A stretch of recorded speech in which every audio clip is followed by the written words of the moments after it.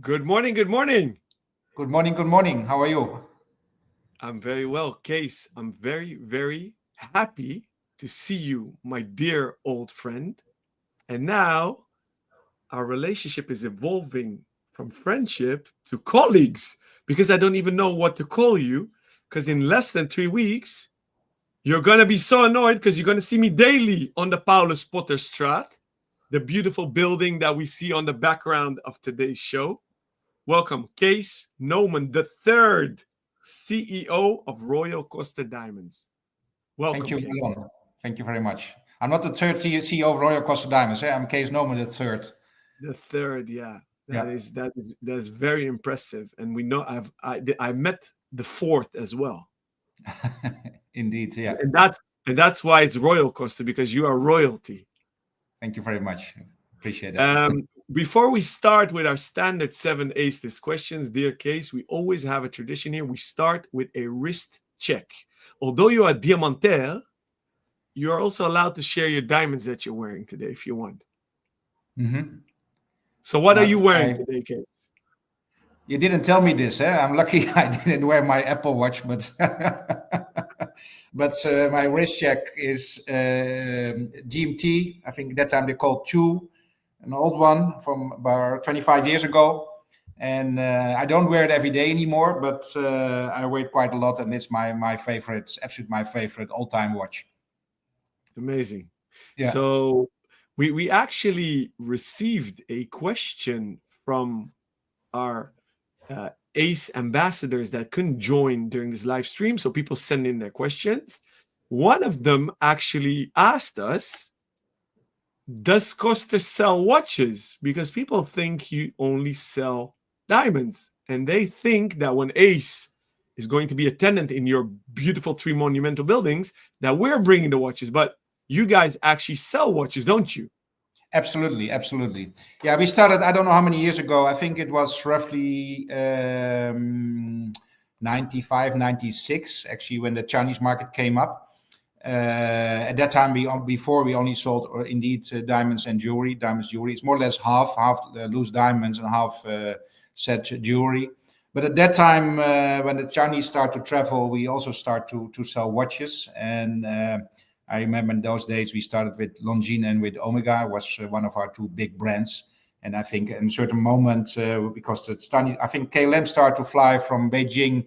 I think 96 was the first inaugural flight. And at that time, this market was really exploding. And they were also looking for, not only for diamonds, but also for watches. And we keep on selling watches, although we all know that the market has changed a lot.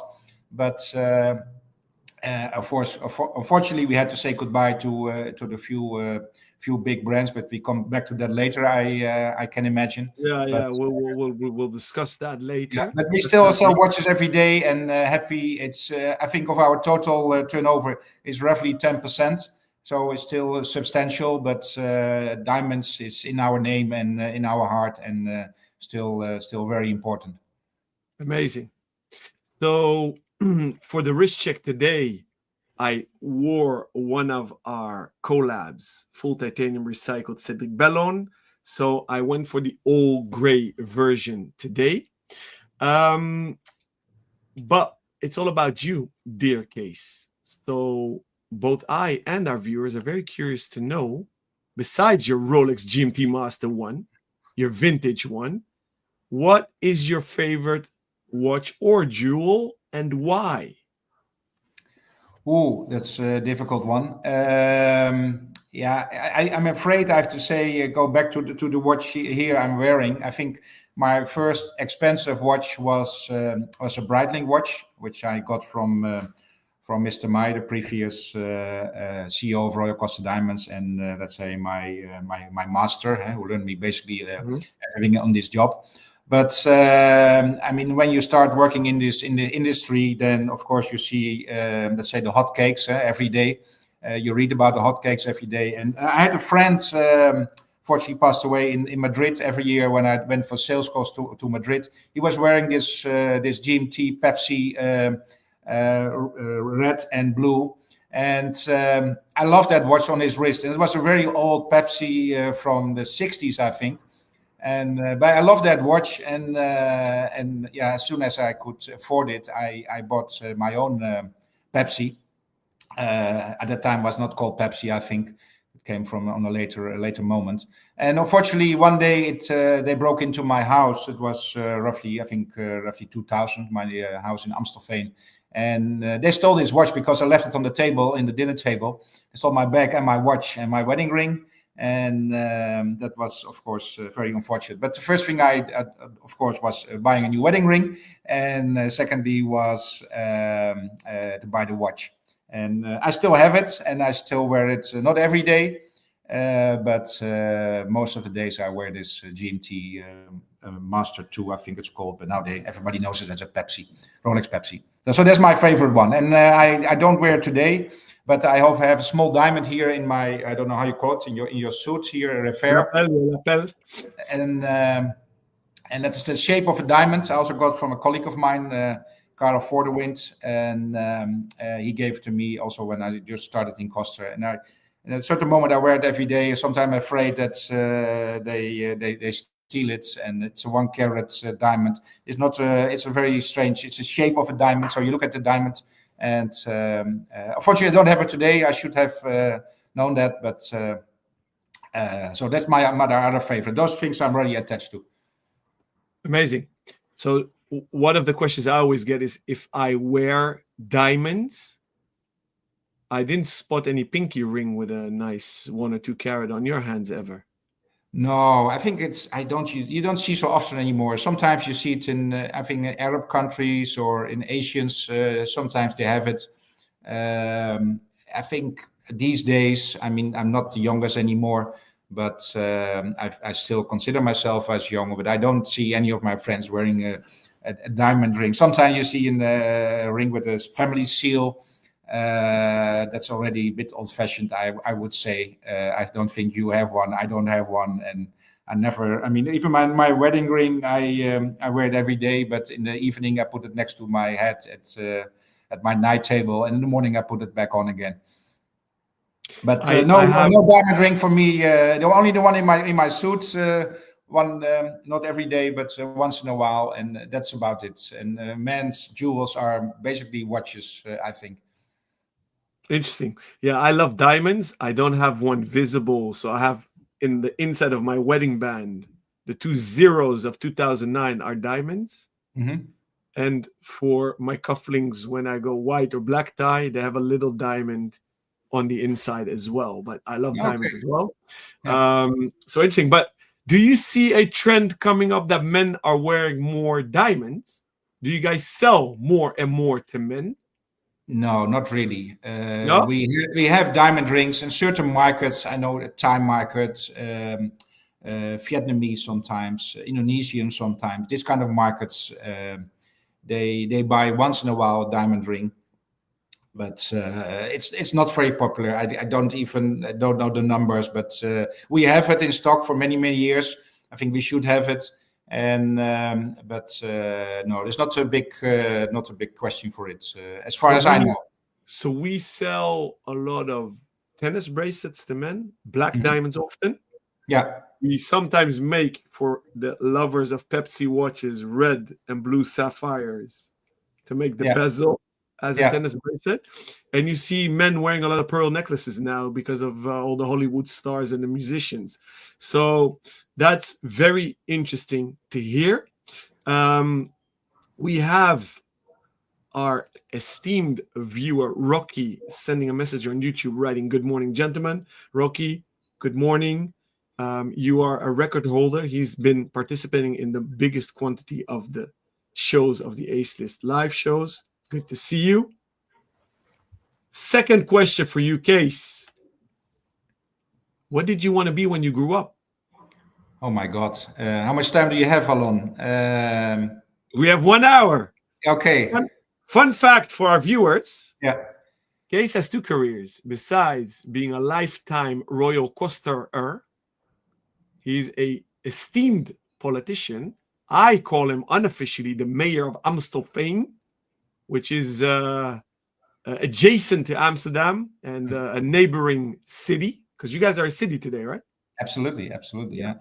So Amstelveen. So Kees has two careers. So Google him, and if you live in Amstelveen, vote Kees Noomen the third. Thank But you very what did much. you want to do when you grew up, Kees? As a kid, I not so many people know this, I think, but I always want to be animal doctor till I was in primary school, and went to secondary school. I wanted to be a dentist, very long time, and luckily in that time, to be a dentist, we had a numeric fixes that time, so you have a draw if you allow you in the university.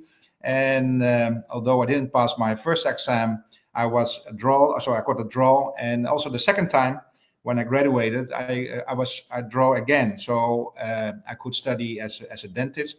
But I don't know what happened to me in the summer. I changed my mind, and I chose to study law. And so eventually, I went to study law. Everybody didn't know what to do in the Netherlands. They study law. At that time, you start with a couple of hundred, let's say more than 1,000 or 1,500 students. I had a great time. I really enjoyed it. When I look back with it, I should do it again. I think I really love it. So I studied law. In the meantime, of course, I also want to be a pilot. So I tried to be a fighter pilot. I didn't pass the tests. I tried to be a commercial pilot. I also didn't pass the test. So then I tried to be a pilot by myself. So I did some trainings and. But of course, I already at the time I had a career in diamonds, and so I didn't come back to that anymore. And I stopped flying. But I still have a passion for flying, and I have a passion for law. But I'm working all my life, almost 39 years in diamonds and jewelry, which I really like. I mean, I sell diamonds and jewelry, but sometimes people, what do you do? Then I say I work in the travel business, because our clients are basically in this moment are 90% are people traveling to the Netherlands, are here for pleasure, and then make a visit to our beautiful company and buy diamonds or anything else, jewelry or watches. So I have the feeling I'm in travel business, although our product is diamonds and jewelry, and that's a very nice product. But when I grew up, I want to do, as I say, many things. Pilot was maybe my dream. I was not lucky, and what I'm doing now, I still enjoy every day. There's not one day I don't like it, what I'm doing. Does it answer your question?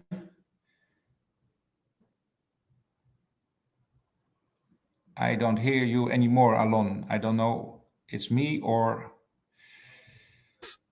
Sorry, I muted my mic because the electrician is working upstairs while we record this, so I don't want to have too much disturbance. You definitely answered my question, dear Kees. And for our dear viewers that are not that familiar, why Kees says he's in the travel business, Royal Costa Diamonds is very old, since 1840, if I'm not mistaken. Yeah, absolutely. 1840. Yeah. And you guys have 4 monumental buildings on the Paulus Potterstraat, which is bang next door to the Rijksmuseum, where the Night Watch hangs by Rembrandt. So one of the most famous paintings in the world. It's 400 meters from where I am. So we're literally 400 meters from each other. You have here, you see from the right to the left, the 3 buildings that have the diamond experience and amazing retail spaces. And this is the Diamond Museum that is affiliated to Royal Costa, but not part of the operation. So this is what Kees is referring at. And if I'm not mistaken, you guys have an amazing team of 75 souls, or at least 75. Yeah. And if I remember correctly, you host and welcome between 150 and 200,000 guests a year. I wish at this moment, to be honest, before Corona, we had roughly 300,000 visitors every year. And right now it's more or less, unfortunately, still half of it. So actually the number of visitors didn't come back to the previous numbers for many reasons. But in this moment, we we short half of the visitors we used to have before Corona started. What is the capacity that you guys can host? So in the peak days, what would come through your amazing buildings? A volume of people. In the peak days, I mean, our peak year was, I think, was 97. We had at the moment we had 375,000 visitors every year, and that's really busy. So we brought that down because then you don't have time to sell anymore. So our peak, let's say, what we can handle, because we are really a company working in the let's say in the tourist season, which starts basically when the Keukenhof opens, the flower exhibition in March. April, May are normally our busiest months, and then till let's say end of October is the most busiest part. But these days you see people traveling also January, February, also November, December. So the whole year round is busy, not like before. But this moment we have 150,000. We can handle definitely 300,000. But you see, when you have too many visitors, then you cannot give the attention to everybody, the same attention what you want. Some people need more time, and then you see the sales are dropping because we are a commercial company. We love our product, but we also like to sell it. So and then you need some time, some space to sit and to explain to people about the product. Amazing. That's crazy, because a lot of high streets don't have that volume of people coming through on an annual basis. No, we like our location. Our location is super. Yeah, but you're also a destination. People come specifically to you guys. That's what we always tell to the mayor of Amsterdam, but I'm not sure she wants to listen or she doesn't believe it. I think that we should park that aside. What we think of the Amsterdam mayor, in that sense, I think the Amstelveen politics are doing better, but we'll leave that at it. Talking of role models, obviously the mayor of Amsterdam isn't your role model. Mm-hmm. Who were your role models and who are your role models today, Kees? Oh, that's also not an easy question, Alon. I don't think I really have a role model anymore. I mean, I think when you're young, you're reading all the books of the successful people, and then sometimes you think, hey, I want to be like him or her, or hey, how did he do it? Can I do the same? But everybody is different, I think, and everybody has his own way of doing things. Of course, you can learn from the best, or the best practices are always useful. But some people have luck. Some other people they work very hard and they get where they want. I don't have a role model anymore. I'm reading a book of very successful people, and but they're all different or unique. I'm not unique, I would say. I'm more the hard worker, and I like what I'm doing. But some people are very special, and they can change the world, or they can change the business. So there's not somebody let's say I want to be him or I want to be her. No. You're too modest. I don't accept your answer. You're not for nothing 39 years in the industry, and for I don't know how many donkey years, you're the CEO of a very prestigious diamond company on a global scale. I'm going to push your buttons. I want you to name me a politician that inspires you, living or past, and an entrepreneur. Oh, now the politician not inspires me, but I respect him, and everybody knows what happened. I mean, Mark Rutte, he was 12 years our prime minister.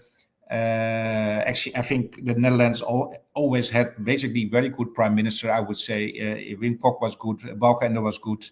We can always be proud of our prime minister, and I think Schoof is little is getting better, but that's another discussion. Rutte, you see, people were fed up with him and tired of him, but now we see what we miss, and we miss him. I think a really big deal. He was really a great politician, and he knows the game. I would say politics is a game. He knows to play the game, and he did it very well. and we miss a guy like this in our country to be proud of. And now it's, I don't want to say it's a big mess, but this is also what people wanted. So we have what they wanted, but I'm not sure if it's the best for the Netherlands. And you want stability everywhere, and then we can do business. And at this moment, everywhere it's a big mess, and not only in the world but also in our country. How is Mark Rutte doing as the Secretary General of the NATO? Yeah, I don't know. Of course, he's a puppet on the string of the America, of USA. They pay the bills, so they're calling the shots, and he says what they wanted. Huh? So I don't think he. Of course, maybe behind the scenes he can do something, but at the end of the day, America is making decisions there. So I don't think he has a big role in going in a certain direction. I think. But definitely, he can also do this job very well. He's a chameleon, and he can change the color he needs. I hear you. Yeah. A entrepreneur that can change his colors or her colors as well. Who would you mention? Entrepreneur. Yeah. I mean, I think who changed really the history. I think a guy like Steve Jobs, he changed history. I mean, if you see Apple today, I mean, I always told my kids read the book of Steve Jobs. At the time, I was not a big fan. I always had the feeling I was more a Microsoft guy than an Apple guy. But if you read the book of Steve Jobs and what Apple is today, that's amazing. And they keep on going. Look to their stock prices. Look to their products. They are unique, and still today, after so many years. I'm not sure for how long, because many people are copying their products, and the technology goes very fast. But they definitely changed our history. So I would say Steve Jobs is really he's an amazing entrepreneur. That's a good question. It's a good answer. I mean, good answer to your question. Good answer. Thank you very much. I'm going to take a little sidestep because you gave me a segue by mentioning Steve Jobs, because what he did, obviously, tremendously, he had his own vision, mission, and strategy, which he executed with perfectly designed products. We got a question. What is the Royal 201 diamond? And maybe not a lot of people know, but you guys don't only create jewelry on the spot in your 3 monumental buildings, because you have an amazing atelier with 5 goldsmiths that can create any jewel handmade on the spot, which is rare nowadays, especially in Amsterdam. You guys also have your own patented diamond. Yes, absolutely. Yeah. Would you say that you've been inspired by Apple and or Steve Jobs to push on that? And why did you do it? Why do we do it? I mean, people know a little bit about diamonds and about the internet. Of course, you see if you want to buy a product, you always find it on the internet. You find it cheaper. Huh? Anything is cheaper on the internet, and that's the same with diamonds. But diamonds are all a matter of trust. If you can trust the people, do they sell really a real diamond? And these days it's even more difficult with lab grown. So actually, our diamond expert, my colleague and also partner Donny Griffioen, he made together with our Antwerp office, Bobby Lowe. He was our purchaser at that time. Fortunately, he passed away a few years, but also a great guy. And for me, he was also a kind of role model. But they created the 201. That time there was like a kind of red race to have more facets on a diamond. You see in Asia, you see, especially the Asians, they make, for instance, 88 cut, because 8 is a lucky number in Asia. So you see 88 cut or 108 or whatever. So we created 201. You see also more facets over the 200. We have people between 100 and 200. 201 is a nice number. It's a beautiful cut. Actually, it's a traditional diamond brilliant cut, but every facet has to be faceted again. So double, and also the girdle has been faceted. It's beautiful. I mean, it's more. I mean, if you see diamond, and the proportions are right, it shines. It's alive. Yeah, that's what I learned. So if you sit in a restaurant and you see somebody wearing a beautiful diamond and the polish is good, proportions are good, then you see it shining. When it's not, the proportions are not good, you see basically black spot. But if you see the 201, it shines even more. So it's absolutely very beautiful cut, more faceted, more brilliance, more life in the diamonds, and then we created that because of internet. So we only sell the 201. We get many requests of people want to sell it in franchise all over the world, but obviously maybe they're gonna copy it. So we're a little bit anxious to do that. Maybe one day it will happen. But this moment you can only have it in Amsterdam, where we sell it, and it's a great product. It's absolutely beautiful, and you should come to see it to see the difference. Normal brilliant cut is also nice, but 201 is even more prestigious and more beautiful. And soon available at Ace as well. Okay. On Instagram, dear Kees, we have a Breitling Mike sending in a question. Any trends in the jewelry business worth mentioning? Dank, which is thank you in Dutch. Thank you, Mike, for tuning in. Thank you for sending your questions. Everybody that's watching real time, please send in your question, whatever platform you're looking. We will deal with all your questions. Kees, any trends you want to highlight? In the jewelry or watch business, jewelry business, we are traditional players. So our diamonds is basically loose diamonds in a nice setting. There we're strong, preferably with our 201. If you look to a jewelry business in general, you see, especially depends on which country you're looking at. Every country there is different. What we see in the Netherlands, for instance, Dutch people, they like to have something unique. It has to be specially made. You cannot see it with anywhere else. That's definitely something what it's in the Netherlands. If you see the Italians, they make very beautiful things, but it's also big brand names and very expensive. Same thing if you go to Cartier or you go to Tiffany's in the let's say around the corner in our PC Hoofd Street. You see the most beautiful things, but if you see the prices, you will be shocked. But you pay for the brand. We have similar things for a different price. We are very traditional. We like that, and you can make it as crazy as possible. Definitely with many in a setting, many let's say not besides the center stone. Many diamonds around it. That's also a trend. The tennis bracelets in different colors.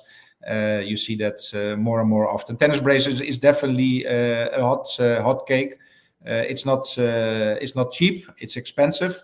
You can have, of course, a cheap tennis bracelet, but the bigger the diamond, the more expensive. And immediately you have a lot of diamonds, so that's why it makes it expensive. And you see there in different colors and people wearing more tennis bracelets. You also mentioned that, Alon. I'm not the type for a bracelet, but if you like it, it's definitely a trend.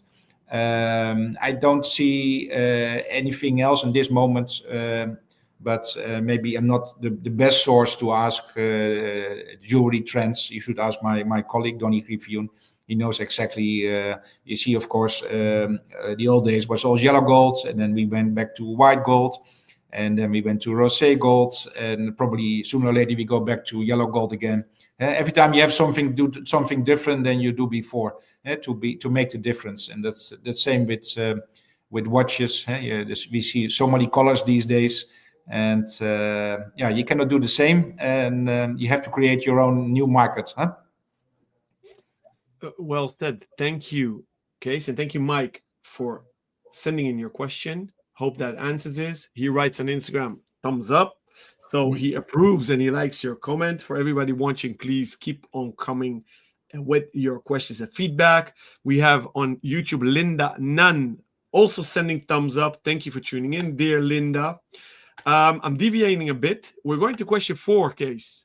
If you could teleport tomorrow, where would you go? My wife is Italian. So that's a very easy question. I love Italy. We love Italy.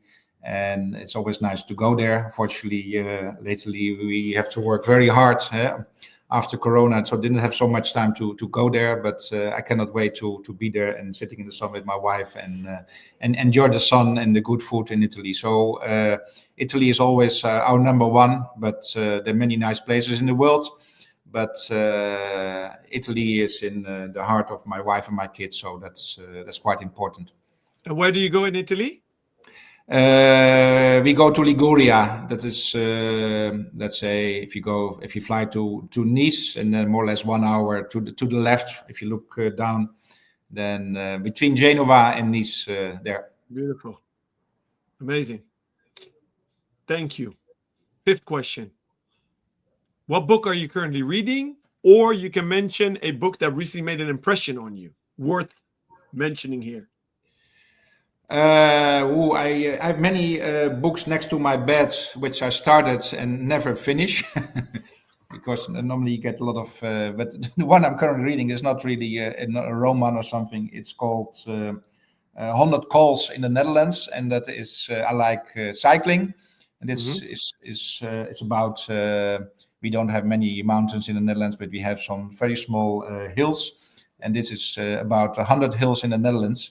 And of course, the challenge is to do all the 100 hills, and I think I reached only 50, so it's a long way to go. A lot of spare time and a lot of weekends, maybe, to go to certain places.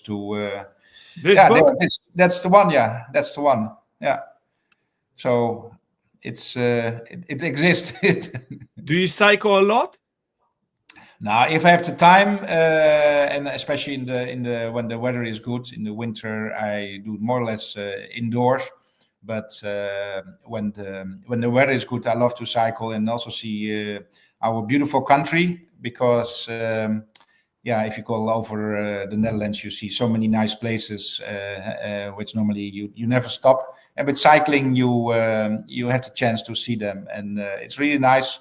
I can recommend it to you. I mean, I know you have young kids and you're very busy the weekends, but if you want to join, then please do so, because it's a great time and to enjoy especially the Netherlands, and also sport a little bit. We have my colleague Dale tuning in on YouTube. He's sending an emoji of a cyclist. This guy is a nutter. He does the 500 in December. He cycles non-stop. He's remote now. Half of his time he's abroad cycling. He got me into cycling, actually. And I cycle by the Amstel towards the Ronde. But to tell you the God on a Struut case, I'm scared of falling, because there's not one cyclist that I don't know that broke something, collarbone, legs, something. Have you ever had an accident? Yes, absolutely. Yeah. A car didn't stop, and I went over the car, and I broke I saw my elbow, or my arm was dislocated. So indeed, I was in the first aid, and they had to put it back. And I'm saying this with a smile, but it's actually very sad, because you lost a dear friend recently, and you went to the funeral last week, also due to a regular cycling. Like a commuter. It's getting more dangerous, absolutely. And so wear a helmet, but it's maybe not enough. It's a dangerous sport, and we actually talked about it, that we should wear helmets during regular cycling, which we don't do in the Netherlands. Not only yet. on kids. No. It will come, definitely. Yeah. All right. Sixth question. How important are colors for Royal Coaster? And what trends do you see for the coming 12 months or 18 months?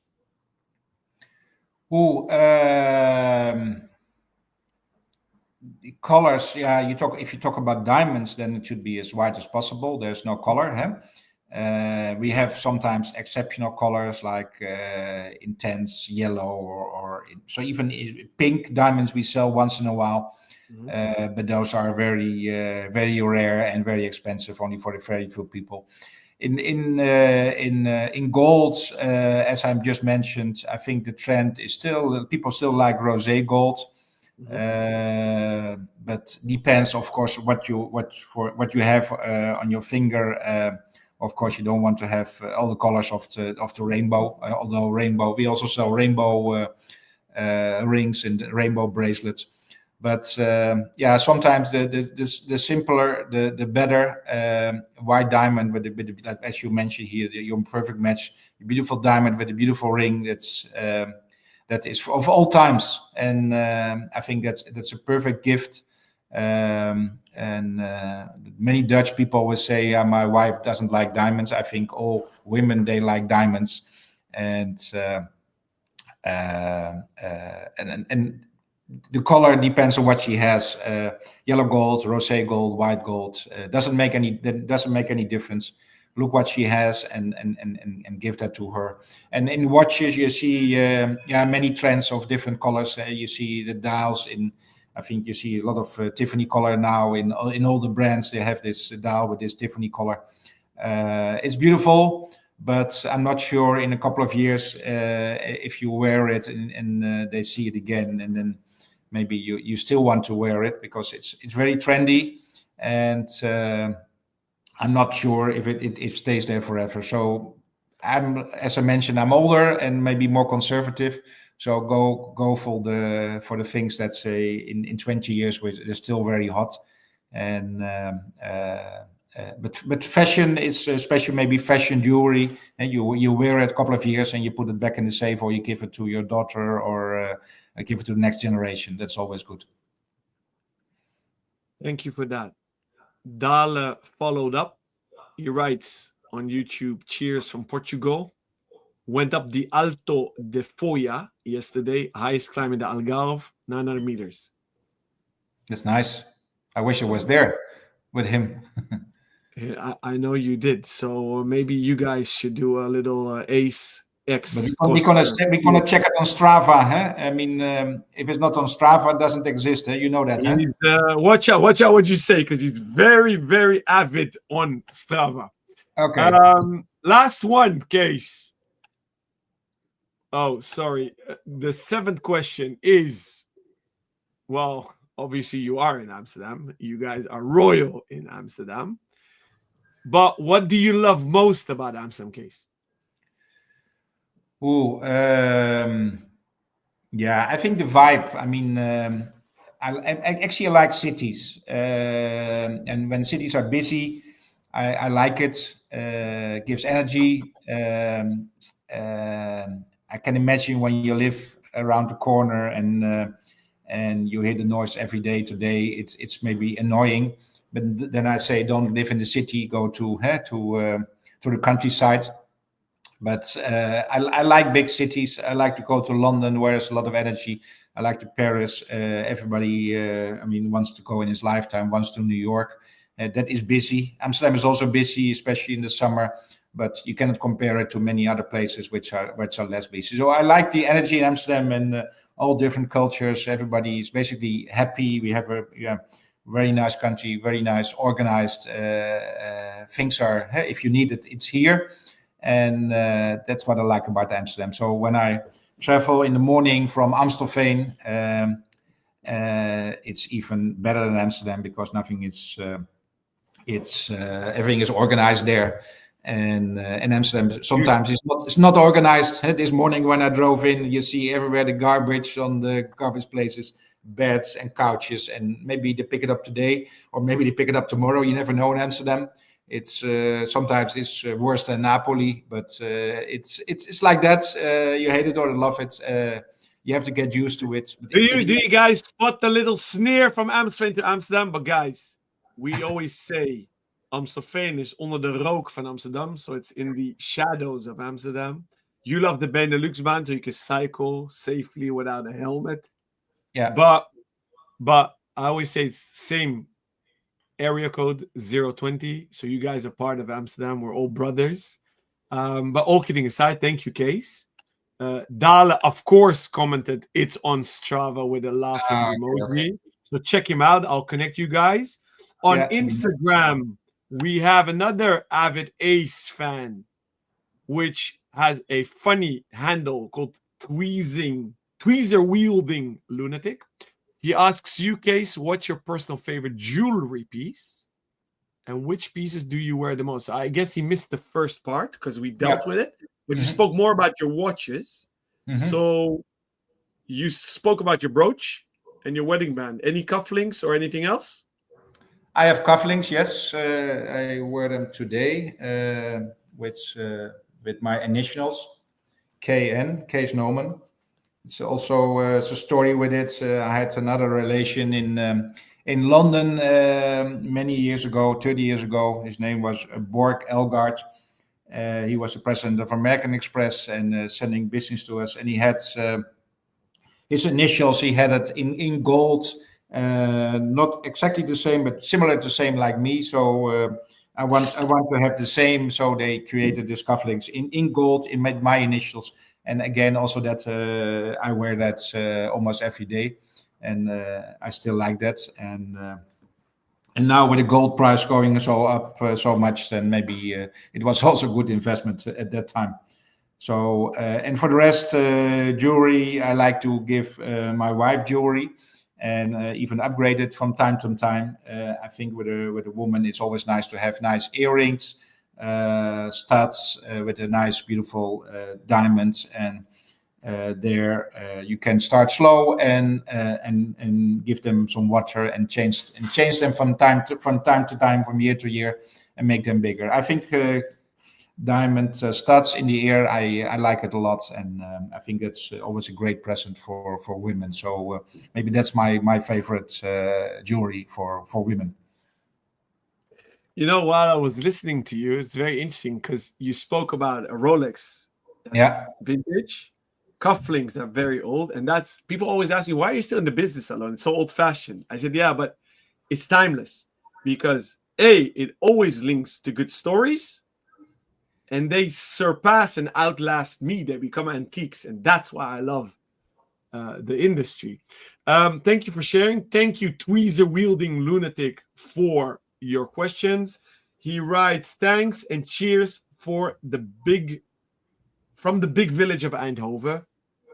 Hug and kisses. Thank you for tuning in.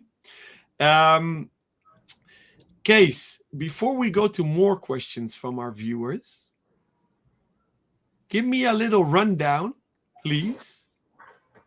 What makes Koster royal and so special, and how you guys survived since 1840? Because that's a crazy long period. You're still independent, still family owned. Give us a little elevator pitch for who doesn't know Royal Koster. Yeah, basically we were at let's say the early 1800. We were a factory where we were polishing diamonds. That time was Martin Elias Koster. I think he established the company. Jewish guy in Amsterdam. He had a very good relationship with I think King William III at that time.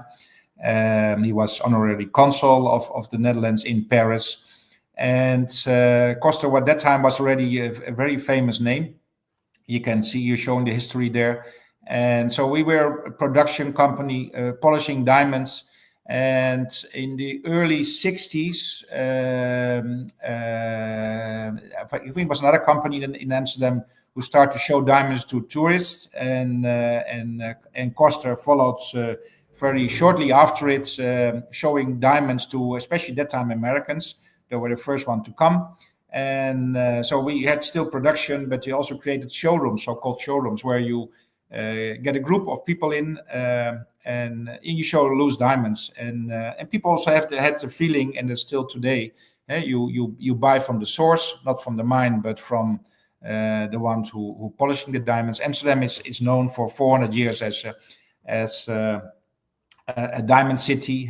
We have a great history in polishing diamonds, and still today we have a great history, and of course we cherish it, and we spread it all over the world, because these days you can buy your diamond everywhere, but buying a diamond in Amsterdam is very sexy.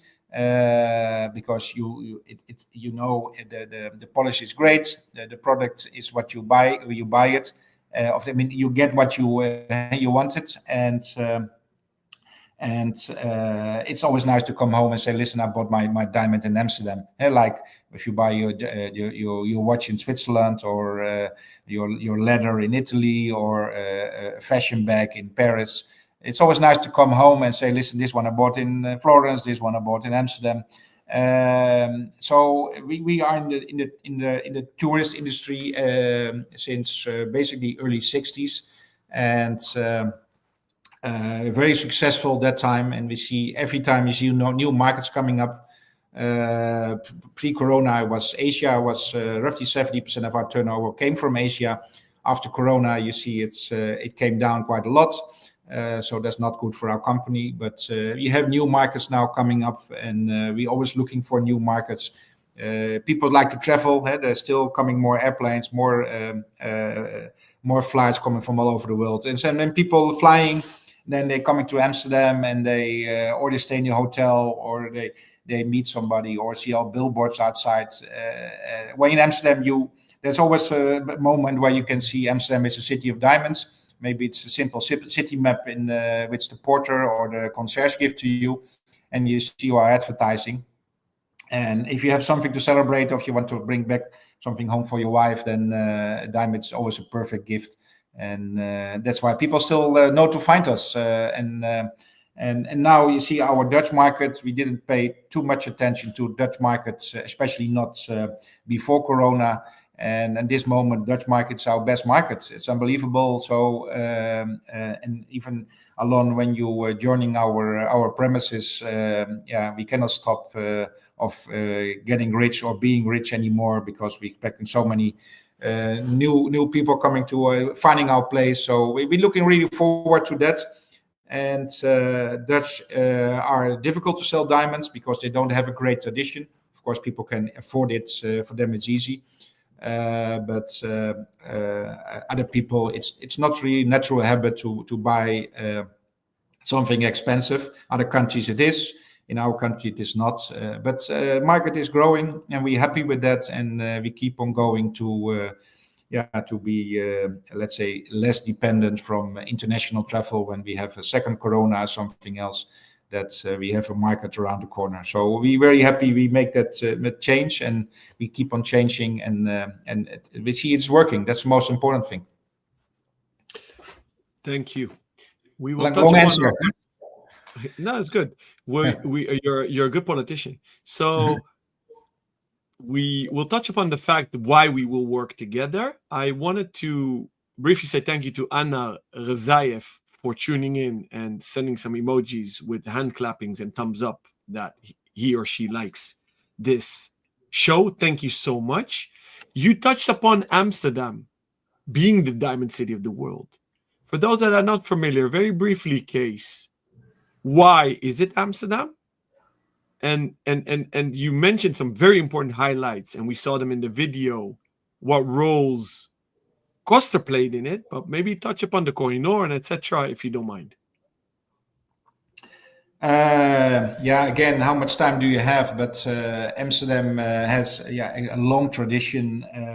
It starts actually in maybe the end of the Middle Ages, and many Jews, they were working in the diamond trade. They couldn't be a member of a guild like carpenter or anything else. So they end up in the diamond trade. Now we all know what happened in the Second World War. So you see many people actually also came from Antwerp to the Netherlands, and it was always there since early Middle Age, 400 years ago. The diamond trade was here. It's still here, and we still investing in that every day because it's our bread and butter. Sometimes I say I don't think we are, of course, a diamond capital of the world anymore, but many people knows us as the diamond capital.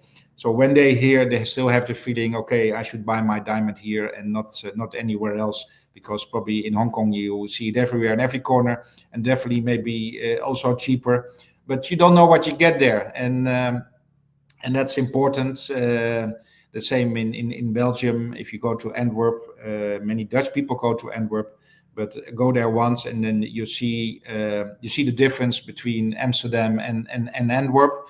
Diamond's matter of trust, and if you buy something and maybe one day you want to give it back, or you want to change it, then you should know that you get the real thing, and the honest thing, and the right quality for the right price. And that's the thing you still find in Amsterdam, and many people know that. And we keep on cherishing that and investing in that every day. And because it's for us, it's important, and it's a great selling point for Amsterdam. So we obviously proudly put on our website that the 1st of June, we are moving from the Van Balenstraat 46 to Paulus Potter Straat. You guys have such an immense operation because the address is 2, 4, and 6. We still need to figure out in June what the physicality will be of Ace Jewelers. Besides that, we have our own offices, our own vault, but on a retail level, we're going to partner. Do you want to share, Kees, why you've invited us, or do you want me to go first? No, I better you go first. You want me? Okay. So Ace evolved. We lost big brands due to the monobrands boutiques around the corner from both of us in the PC Hofstraat. We handed in some of the brands because we wanted to do the indie route, the independent route of watch brands. Therefore, we decided we don't need a high street location anymore. So while recalibrating, Kees and Donny, he just mentioned Donny, both dear friends of Amir and I, actually invited us to come over to be a tenant in those wonderful and amazing monumental buildings, a stone throw from here. And while brainstorming, we saw a lot of synergy because we let go of all the jewelry brands. And Kees just mentioned 90% is diamonds and fine jewelry. So they have an amazing atelier, a vast stock of loose diamonds, mountings. They can create anything you want on the spot with an amazing team. So there's synergy there because we can cater our Ace clientele by making custom jewelry, which we decided to keep on doing. We obviously have a different brand portfolio in watches that creates synergy with the current brand portfolio that Koster has that we can work together on. And we are obviously very active on the CPO side of things, certified pre-owned, Royal Koster as well, strong focus on Rolex, so there's synergy there as well. So therefore, we kindly invite you all to come from June to visit us at these amazing buildings. While you've watched this show, you might have seen they have diamond masterclasses. My favorite part of the building is at the beginning of number 2. So that's the first building bang next door to the Rijksmuseum, where you have the artisans, the master craftsmen and ladies that polish diamonds on the spot. I can stand there for hours. Ever since I'm a kid, I love these discs with olive oil, diamond dust, and they literally cut diamonds. So that's still being done on the premises. This is not a marketing spiel, but done on a daily basis, right? There's several diamond cutters there. Absolutely, yeah, sure. And you guys have a little museum with antique stuff, which is amazing to see. You have, I believe, 5 workbenches for goldsmiths, which are on the floor, the ground floor when you come in. So for our dear viewers, if you want the full experience, come through building 2. If you want the quick and dirty, come to building 6. That's where the high-end retail location is and where Amir, I, and Team Ace will physically be and welcome both our old clientele and new clientele. And we're basically weaving in our 2 operations. I don't know if you want to add something to that, Kees. No, I think you basically covered everything. But I think the most important thing, we know each other for many, many years. And again, our business is a matter of trust. And that's the most important thing. If you want to deal with people you can trust. We know each other for many, many years. We have been looking at this cooperation for, let's say, many years before. Didn't work out, and now it's the time, and that's why we're thrilled to go in this direction. And as I mentioned on social media, I think 1 + 1 is 3 here.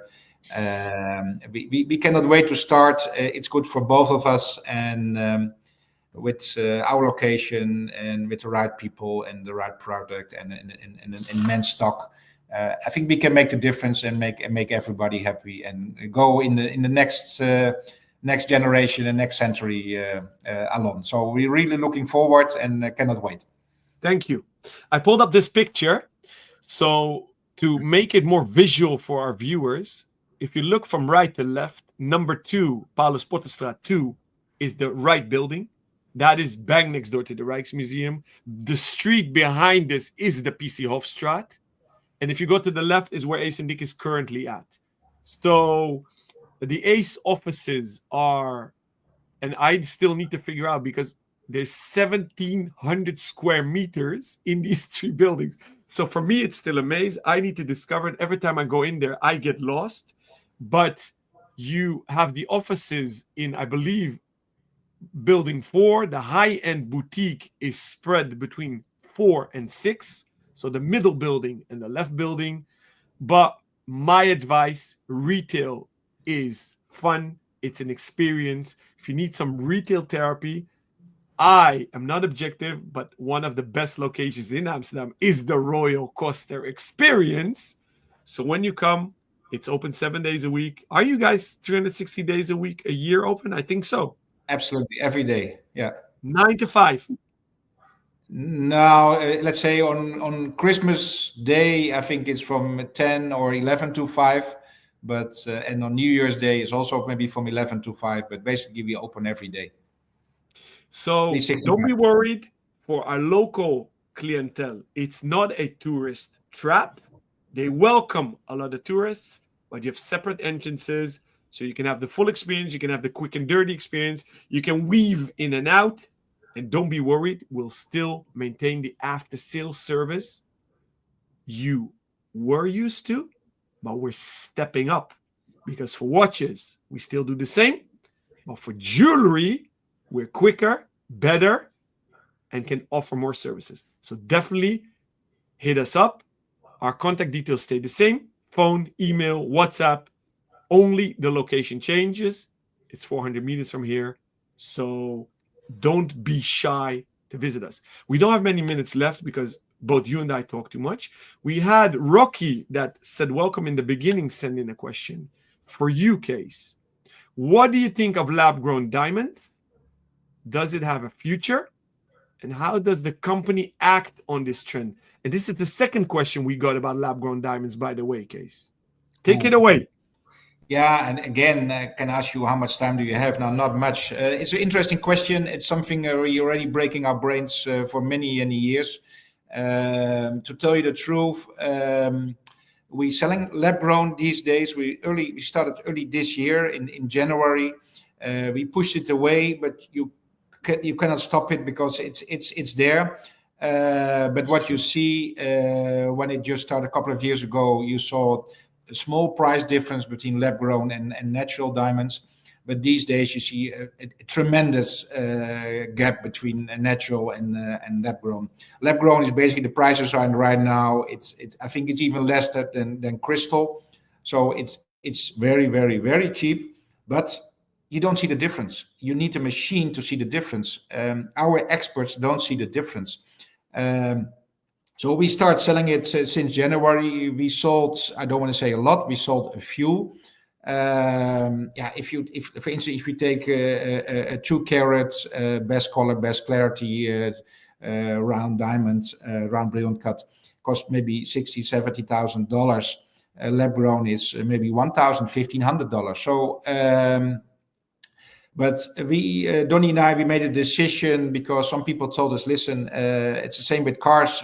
Some people buy a Mercedes or BMW. They go in the garage to look for this cars. They're not going for a Kia or anything else. So it's a different market, a different clientele. Okay, it's not natural. It's made in a factory. It's in a pressure cooker in a laboratory. It's less sexy. Not, let's say, not a sexy story, but you don't see the difference. So if you're sitting in the same restaurant with a lab grown, nobody sees the difference between if it's a natural or lab grown. Maybe it's only between your feeling. I think when I come home with a lab grown, I'm not sure if my wife continues my contract, but Some people, they're very happy with it. It's really beautiful, but yeah, it's diamonds all about marketing, I think. And natural diamonds are very special. They're millions of years in the earth, and when you give it to somebody, to one of your loved ones, they love the story and they're very happy with it. If you give something from a pressure cooker from China, I'm not sure if they like it, but if they're happy with it, we happy the same. Because if our clients like it, we like it. We have it in our portfolio. We don't push it a lot, but we have it in stock. If they ask for it, we have it, and but we don't have a large quantity. And so I think that there's a future, but the price is so low that Swarovski crystal is more expensive than lab-grown diamonds these days. I hope that answers your question, Rocky. Thank you for sending that in. Kees, I have loads more questions. I suggest maybe, because we passed the 1 hour mark, and I know you're very busy and you need to run. So I suggest we do part 2 when we are actually attending at the beautiful places. Because I've questions like, are diamonds an investment? So we can do a whole episode about that. Absolutely. We've received, well, this is another lab-grown question we've received. Questions, why is your company royal? We didn't deal with that. So I apologize to all that sent in those questions. Let's round it up with tweezer wielding lunatic again. He wrote on Instagram. Oh, sorry, it's the wrong one. Oh, I copy paste the wrong one. Sorry. He wrote, I'm getting excited now. Can't wait to visit you. So that's what he wrote. Thank you. Kees, I want to thank you so much for sitting down 1 hour with me and sharing your story. Thank you. I can't wait to see my pleasure. To see on a daily basis your handsome face. The last episode on this location will be next week, May 14th, same time, same place, with Armand Billiard of Sartori Billiard Watches. This is the most recent brand we've adding to our portfolio, exclusive in the Netherlands. We're announcing that officially tomorrow, so the press release is going out tomorrow. But here a little scoop, and obviously it will be available within the Royal Coaster premises, because that's what the synergy is going to be about. Thank you. Thank you very much. See you Have soon, a nice Kees. day. Thank you for everybody for tuning in. Okay, thank you. Bye-bye. Bye.